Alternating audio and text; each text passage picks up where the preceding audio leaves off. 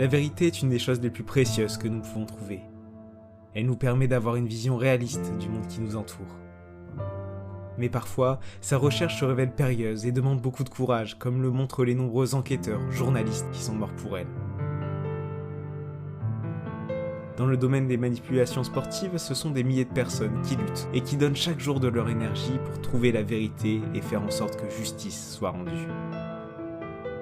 Mais cette lutte est délicate, difficile à mener, et nous allons comprendre pourquoi dans cet épisode. Bonjour à tous, j'espère que vous allez bien et on se retrouve déjà dans ce 5e épisode, cet avant-dernier épisode de la série des dessous du trucage. Et comme vous l'avez compris, aujourd'hui, on va découvrir pourquoi il est si difficile d'enquêter et de découvrir la vérité sur des affaires de matchs truqués. Sans plus tarder, on va tout de suite commencer par découvrir quelles conditions doivent être réunies pour prouver un trucage. Alors il faut d'abord comprendre qu'une action douteuse ne constitue jamais une preuve. Pour caricaturer un peu, parce que voilà, les joueurs qui truquent un match essaient d'être discrets pour ne pas attirer l'attention, mais si par exemple un joueur, un défenseur se retourne et tire dans son propre but et marque, il ne peut pas être condamné pour ça, parce que dans le sport, l'erreur est permise. Donc il faut essayer de chercher des preuves plus concrètes. Et le top en termes de preuves concrètes, c'est quand un joueur ou un acteur impliqué dans le trucage se dénonce et dénonce les autres acteurs impliqués donc dans cette manipulation de match. Mais ça, vous imaginez que ça arrive très rarement. Donc, quand la police enquête sur des affaires de matchs truqués, elle va essayer de chercher des liens. Et pour trouver ces liens, elle peut se servir des données fournies par les bookmakers. Pour faire simple, quand vous pariez sur un site officiel de paris sportifs en ligne, vous devez rentrer vos données personnelles et vos mises sont aussi enregistrées, et d'ailleurs ces données peuvent servir donc à la police pour remonter jusqu'aux mises suspectes et donc remonter éventuellement jusqu'aux criminels. Et une fois que la police est remontée jusqu'à ces criminels, elle n'a plus qu'à trouver des preuves qui lient ces criminels et les acteurs du sport qui sont aussi corrompus. Donc ça peut être un message envoyé, des appels téléphoniques, des virements bancaires, donc voilà, toute preuve qui prouve bien qu'il y a eu contact entre les deux parties. Donc dit comme ça peut paraître assez simple de prouver un trucage, mais finalement ça ne l'est pas du tout dans la réalité, pour plusieurs raisons, et il y en a 3 principales. La première, c'est à cause du marché des paris asiatiques. La deuxième, c'est à cause parfois d'une police qui se révèle inefficace. Et enfin la dernière, c'est à cause de la dangerosité des enquêtes. Et on va voir tous ces points maintenant plus en détail. Alors le marché des paris asiatiques, on en avait déjà un petit peu parlé dans l'épisode numéro 4, qui s'affiche d'ailleurs juste ici et que je vous invite à aller visionner si ce n'est pas déjà fait. Et on avait dit que le marché illégal des paris asiatiques avait un chiffre d'affaires, comme l'avait soulevé Romain Molina dans une de ses vidéos, supérieur à celui de Coca-Cola. Donc déjà juste pour qu'on se mette l'ampleur, pour qu'on se représente l'ampleur de ce marché dans notre esprit. Donc voilà, ça déjà c'est la partie illégale, et le problème avec cette partie illégale des marchés, du marché des paris asiatiques, c'est qu'on ne peut ni savoir les joueurs qui misent sur ce marché, ni les sommes injectées sur ce marché. Donc voilà, ça pose problème pour les enquêtes, vous imaginez bien. Alors d'ailleurs, une petite parenthèse sur le crime organisé en Asie. En fait, il est très bien implanté dans la société parce que les différents groupes criminels asiatiques reçoivent le soutien de grands hommes politiques et aussi d'hommes d'affaires. Donc voilà pourquoi la criminalité en Asie se développe et est très bien implantée dans la société. Et donc voilà, maintenant pour revenir à ce marché des paris asiatiques, de plus en plus de criminels passent par ce marché pour parier, et comme le disait Karl Dondt, ce n'est pas en Europe que l'on peut parier 1 million sur un match, mais bien en Asie. On peut aussi souligner que les autorités asiatiques ne coopèrent que très peu avec les autorités européennes. Et en parlant d'ailleurs de police, certains spécialistes comme Declan Hill affirment que la police se révèle parfois inefficace dans la lutte contre les matchs truqués. Mais pourquoi ? Alors il y a 3 grandes raisons à cela. La première, c'est qu'elle n'est parfois et bien souvent que peu aidée par les fédérations sportives. Voilà, on voit que les fédérations sportives protègent leur image, tout simplement. On le voit d'ailleurs quand il y a des affaires de corruption, voire des scandales sexuels comme on a en ce moment à la Fédération française de football. Clairement, personne ne se dépêche pour aller instruire l'affaire en justice et pour dénoncer dans son propre camp. Donc voilà, les fédérations essayent d'enterrer les affaires, surtout si c'est des affaires de matchs truqués, dans leur ligue. Donc ça n'aide clairement pas la police à pouvoir faire une enquête efficace. Le deuxième problème, c'est les différentes législations européennes. Les lois ne sont pas les mêmes dans tous les pays concernés, et ça peut poser problème quand on instruit une affaire en justice. Et enfin, le dernier problème, et on revient à ce problème de coopération entre les différentes polices, c'est que la police n'a pas d'autorité à l'étranger pour arrêter des criminels.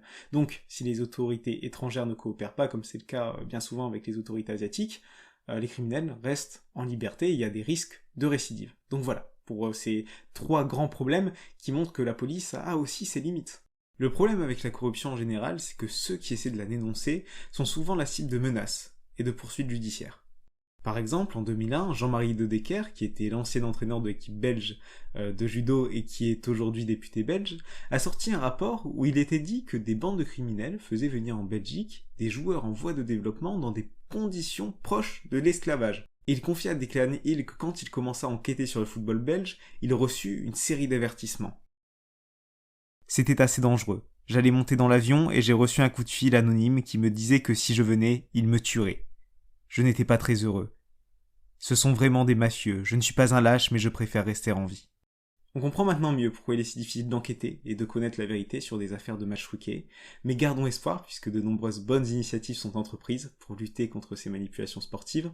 Et parmi celles-ci, on a la création du groupe de Copenhague et c'est Corentin Ségalen, que vous connaissez très bien maintenant, le coordinateur de la plateforme française de lutte contre les manipulations sportives, que je remercie pour avoir apporté son expertise tout au long de cette série, qui va nous expliquer en quoi cette mesure est bénéfique. Alors, le groupe de Copenhague, c'est le réseau international des plateformes nationales de lutte contre la manipulation des compétitions sportives.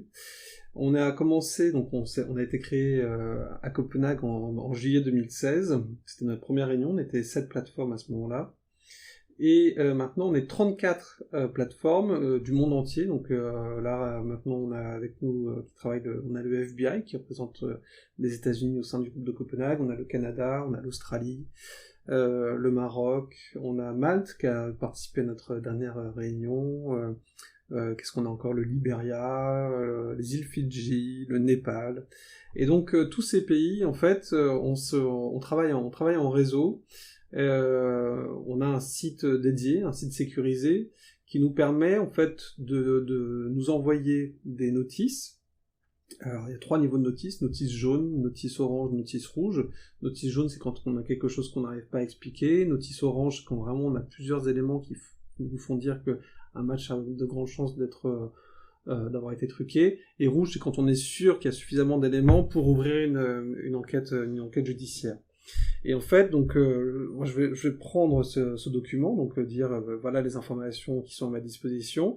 Je vais le mettre sur le site sécurisé, et immédiatement, ça va être envoyé à tous les coordinateurs du groupe de Copenhague, ainsi qu'à Interpol, et ce qui nous permet en fait de voir quasiment en temps réel où est-ce que des mises suspectes ont été enregistrées. Donc ça, c'est très opérationnel, c'est un groupe très opérationnel, le groupe de Copenhague, et qui effectivement nous permet de surveiller. Ensuite, ce qu'on fait, c'est que on met en place, pour les grandes compétitions internationales, on met en place des petits groupes de travail ad hoc qui nous permettent, typiquement avant les JO, on fait le point, on dit tiens, il faut mettre tel match sous surveillance parce qu'on sait qu'on a eu déjà des problèmes dans le passé avec tel ou tel athlète.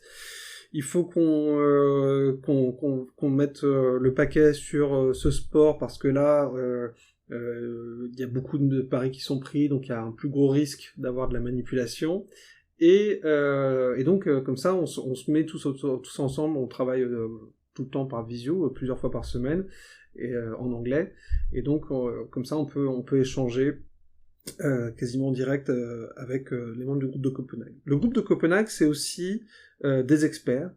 Et donc, on a mis en place des groupes de travail. Il y en a un qui travaille sur la performance sportive, l'analyse de la performance sportive pour nous aider à détecter des matchs truqués.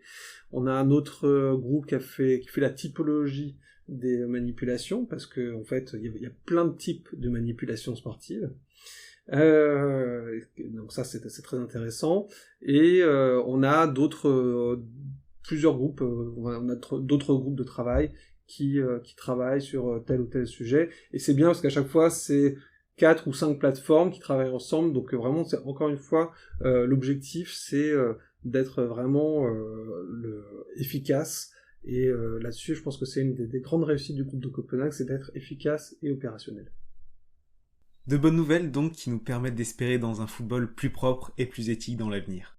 Je vous remercie d'avoir suivi cet épisode et je vous donne rendez-vous dans 3 semaines pour le dernier épisode de la série où on aura la chance de recevoir un nouvel invité qui a travaillé à Europol dans le cadre de la lutte contre les manipulations sportives. En attendant, je vous donne aussi rendez-vous dans 2 semaines pour un nouvel épisode de Il était une fois une légende où on parlera d'une légende que vous connaissez très bien, une légende allemande. En tout cas, en attendant, je vous invite à liker et à partager cette vidéo si vous l'avez aimé bien sûr, à aller visiter notre nouveau site web et aussi à aller faire un tour sur notre compte TikTok où il y a déjà plus de 42 000 personnes qui nous suivent et aussi sur notre compte Instagram où vous découvrirez tout l'actu du football. Je vous dis à la fois prochaine et prenez soin de vous. Ciao!